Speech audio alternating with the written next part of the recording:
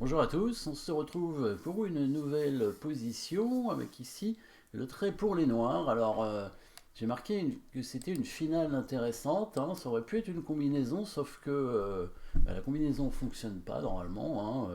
Bon, les blancs n'ont pas réussi à la parer, mais normalement c'était pas suffisant pour gagner, en tout cas pas tout de suite.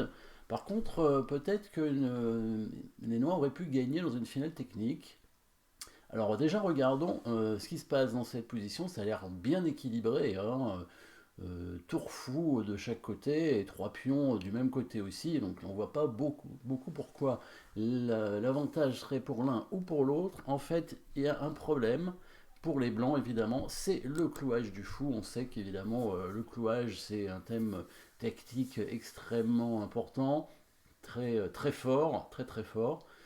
Donc si on attaque le fou une deuxième fois, eh ben, peut-être il est perdu. Non, c'est pas tout à fait le cas parce que les blancs peuvent déclouer leur fou en jouant tout simplement tour C8 échec. Et oui, le roi noir étant sur une case d'échec, hein, il est sur la huitième rangée, et ben, la tour peut partir du clouage. Et le roi noir ne peut pas se cacher, pas dans l'immédiat en tout cas.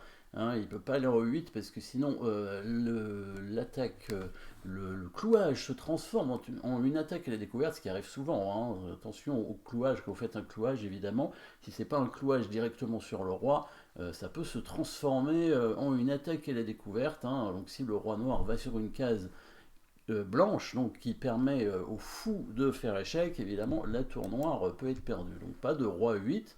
Si le pion noir avait été en G6, les noirs auraient pu jouer roi G7 et déclouer, enfin, éviter l'échec de la tour, et donc après, il aurait suffi d'attaquer le fou une deuxième fois, hein, et c'était gagnant pour les noirs assez facilement. Sauf que les noirs n'ont pas le temps de le faire, hein, évidemment. Si les noirs font G6, les blancs font échec, bien sûr, et le fou peut bouger tranquillement.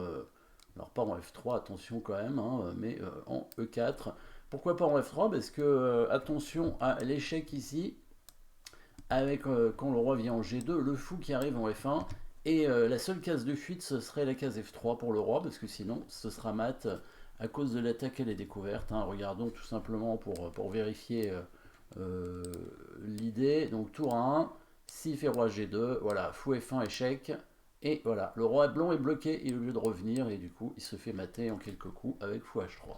Donc évidemment, attention, hein, pas se tromper, il y a des petits pièges. Hein. En tout cas, ici, tour 1 ne fonctionne pas, parce que bah, le roi s'enfuit en F3, hein, comme je disais, voilà, fou F1, et là, il s'échappe, et on peut encore faire un échec, mais il n'y a rien, hein, le roi se bouge tout simplement, et puis voilà. Donc pour l'instant, le roi blanc, en tout cas, peut s'échapper. Et les blancs menacent de faire échec pour bouger leur fou. Donc ici, les noirs ont trouvé le bon coup, hein, vous l'avez trouvé aussi, bien entendu, pour éviter l'échec. Le seul coup qui ne permet pas aux blancs de faire échec. Hein.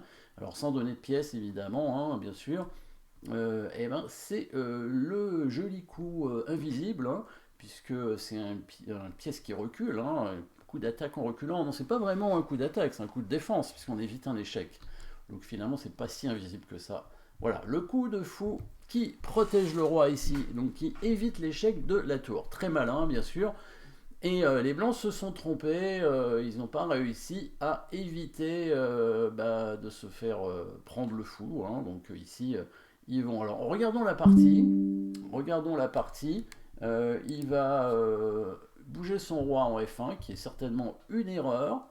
Euh, alors pourquoi il ne met pas en G2? Bon là c'est simple, hein, puisque s'il le met en G2, bien sûr il y a directement tour plan B7 avec donc l'attaque double, hein, bien sûr, hein, élimination du défenseur et ensuite attaque double. Donc évidemment roi G2 serait une erreur.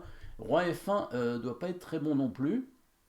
Parce que finalement, bah, le roi ne part pas de l'échec de la tour. On va voir que c'est important. Parce que à un moment donné, bah, le roi noir devra bouger pour se protéger. C'est-à-dire, c'est ce que vont faire les noirs. Ils vont jouer G6. Donc le roi se met pas sur une case blanche pour éviter l'échec du fou. Moi G7. Mais le problème du roi blanc, c'est que bah, il est toujours soumis à des échecs. Du coup, quand la tour attaque le fou, pour essayer de partir du clouage, hein, parce que là, sinon, bah, les noirs, ils vont tout simplement faire cette manœuvre, hein, ils vont revenir avec le fou en B5, Ensuite, il va aller en A6, il va attaquer le fou et il va gagner la qualité. Hein. Les blancs vont prendre le fou, les noirs vont prendre la tour. Mais la finale serait gagnante. Hein. Même si il y a encore un petit peu de difficulté technique à gagner, puisque tous les pions sont du même côté et donc il n'y a pas de pion passé. Mais on devrait réussir à gagner en attaquant avec le roi et la tour, le pion qui n'est pas protégé. Et au pire, on sacrifiera la tour sur le fou pour gagner la finale de pion. Donc là, la fin de la partie, c'est tour C8, fou D7, tour B8 pour défendre le fou, et voilà pourquoi le roi en E1 est mal placé. Donc ici, les blancs n'ont pas voulu évidemment se remettre en C7, hein, parce que après fou B5, comme je disais, voilà, prochain coup, fou A6, gagne au moins la qualité. Et sur tour B8, bah, c'est pareil, voilà, il fait échec, et il met sa tour, finalement, le fou est de nouveau cloué, donc les blancs n'ont pas réussi à échapper à leur destin finalement. Remarquez que évidemment si la tour attaque le fou ça sert à rien puisque quand on prend le fou ici on défend hein, avec la tour. Voilà, il a joué ça, fou C6 et la partie a peut-être continué mais en tout cas les noirs ont fini par gagner. Après fou prend C6, voilà, tour prend B8. Ce serait une finale certainement gagnante comme je disais. Donc le plan serait de monter le roi. Donc petit à petit, on va chasser le roi adverse, hein, on va le faire reculer. Et le roi noir devrait réussir à attaquer ce pion en se mettant sur la case E1 avec l'aide de la tour. S'il fait F3, ben, on va chasser le roi, on va quand même attaquer le pion avec le roi et la tour. Et à un moment, on pourra sacrifier sur le pion pour récupérer fou et pion contre la tour. Donc on aura un pion d'avance en finale de pion. Bon, ça peut durer assez longtemps, hein, cette partie, encore, hein, 25 coups, peut-être 30. Voilà, en tout cas, ça devrait être gagnant. Donc, qu'est-ce qu'auraient dû faire les blancs ici sur fou 8? Parce que c'était défendable hein, avec les blancs, à mon avis. Hein. Eh bien, il faut protéger le roi pour éviter que la tour fasse échec, tout simplement. Donc, au lieu de faire roi F1 qui sert à rien, bon, il évite le mat, hein, puisque là, le roi était dans un réseau, mais c'est quand même pas le principal à jouer. Ben, il faut avancer le pion. Peut-être d'une seule case. Je pense d'une seule case, c'est mieux. Voilà, pour pouvoir mettre le roi en H2. Et là, si les noirs sont malins, ils doivent avancer leur pion de 2 cases. Alors, on va voir l'intérêt. C'est pour mettre un petit peu les blancs en zugzwang. Et oui, c'est pour ça qu'on est dans une finale intéressante, à mon avis. C'est parce que il va y avoir une sorte de zugzwang qui va arriver. G6 est moins bon parce que les pions vont pas réussir à bloquer les blancs. Voilà, sur roi H2, on avance de 2 cases carrément. Et en fait, les blancs, ils sont obligés de jouer un coup quand même au bout d'un moment. C'est ça le zugzwang, bien entendu. Et s'ils avancent un pion, voilà, on avance l'autre pour essayer de le bloquer. Il peut toujours pas aller en G2, alors évidemment, à cause de tour prend B7. La tour peut pas bouger parce qu'il y a le fou qui est attaqué. En fait, aucune pièce peut bouger. Il n'y a que le roi qui peut bouger, ou alors il avance un pion, mais il va le perdre, bien sûr. Donc maintenant, roi G1. Voilà, maintenant les noirs peuvent faire roi G7 parce que le roi blanc est revenu sur la première rangée. Hein. Donc on se souvient, si jamais il fait tour C8, on fait fou D7. Et s'il fait tour B8, bah, c'est comme dans la partie, hein, tour A1 et tour B1, on recloue le fou, etc. Donc ici, alors si les blancs jouent le coup tour E7, on a la possibilité de faire fou C3, fou C6 peut-être. Mais fou C6, ça laisse quand même une option pour les blancs qui est très intéressante, c'est sacrifice ici en F7 pour récupérer le fou. Et là, c'est certainement nul par contre, parce que les blancs ont pris le pion F7, donc ça change tout par rapport à tout à l'heure. Hein. Les blancs ont quand même un pion d'avance. En plus, les pions sont quand même sur case blanche, donc le fou peut à tout moment venir les attaquer. Donc là, il y a toutes les chances que ce soit nul ici. Donc les noirs ont intérêt à différer un peu leur attaque du fou en se mettant plutôt en B5. Voilà. Le fou blanc peut toujours pas bouger. La tour peut pas attaquer le fou, sinon on prend le fou en défendant le fou. Et il y a toujours un peu un zugzwang dans cette position. Peut-être tour C7. En tout cas, sur fou A6, il y a toujours le coup tour prend... Ah non, fou A6, il n'y a pas tour prend F7 cette fois. On peut faire fou A6, et oui. Voilà, on ne peut pas faire tour prend F7 parce que le fou est protégé, c'est ça la différence. Et là, maintenant, si les blancs font fou prend A6, on fait tour prend C7, évidemment. Et là, on devrait gagner quand même avec les noirs, certainement de la même façon que tout à l'heure, avec l'attaque sur ce pion. Même si c'est compliqué, hein, puisque les pions blancs, les pions noirs sont sur case blanche. mais pas évident pour le fou de les attaquer quand même, hein, étant donné qu'il y a la tour qui est là pour contrôler les cases du fou, donc c'est probablement gagnant ici quand même. Alors peut-être que la meilleure suite pour les blancs, ce serait quand même le coup F3, malgré tout. On sacrifie un peu le pion, mais voilà. Et l'idée, tour E7 maintenant, avec... bon, alors là, peut-être on peut quand même venir en B5 comme tout à l'heure. L'idée ici, ce serait sur roi F8 de prendre le fou et de prendre ici et d'obtenir cette finale qui est quand même moins évidente à gagner pour les noirs, hein. Peut-être qu'elle est nulle d'ailleurs, hein, c'est possible, hein, mais peut-être qu'elle est gagnante, mais je n'ai pas sûr. En tout cas, on a échangé, par rapport à tout à l'heure, la différence c'est qu'on a échangé le pion F2 contre le pion G4. Le pion F2 c'était le pion faible.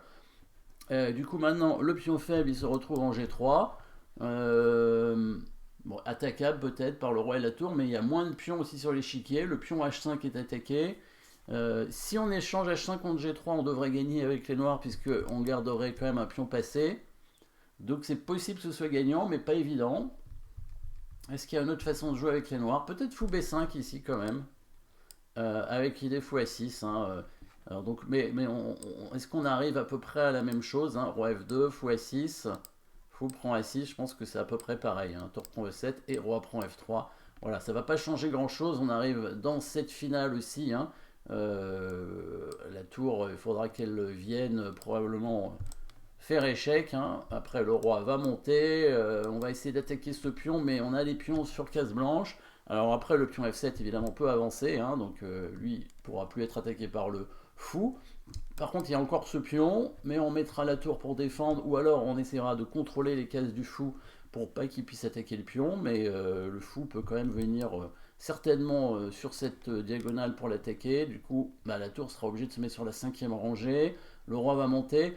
Et les blancs peuvent pas vraiment se permettre de faire G4 parce que ça va donner un pion passé tout de suite au noir. Donc ça devrait être gagnant objectivement. Le roi noir devrait réussir à arriver jusqu'en E3.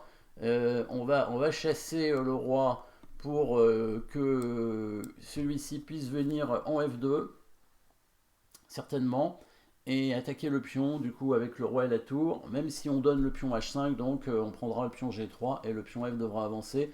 Donc, ça devrait être gagnant, mais c'est pas si évident, hein. Évidemment, ça peut durer très longtemps. En tout cas, c'était quand même intéressant de voir ce petit coup de fou déjà dès le départ, qui permet hein, toute la suite de coups, bien sûr, hein, toute la variante. Et puis, si les blancs jouent... alors peut-être qu'il faut l'avancer de 2 cases, le pion, c'est peut-être un peu mieux, mais je pense qu'il va quand même se retrouver un peu bloqué avec... mon avis, il faut l'avancer aussi de 2 cases, en H5, comme ça. Et le problème du roi blanc, c'est qu'il n'a pas de bonnes cases, en fait. Hein. Toutes les cases se retrouvent peut-être... Il vient en H3, on vient en G7... Il vient en E7, on vient quand même en B5, certainement avec le fou. Voilà, et là, il va se retrouver quand même en zigzag, hein, roi H2 peut-être.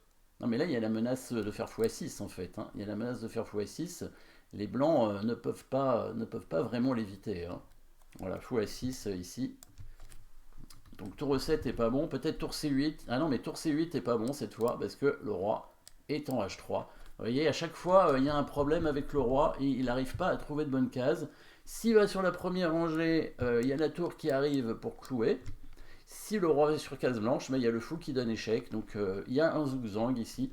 C'est un peu ce qui arrive hein, dans cette partie. Peut-être H3, mais malgré tout, hein, le roi blanc est bloqué. En tout cas, merci d'avoir suivi cette position. N'oubliez pas de vous abonner et à très bientôt.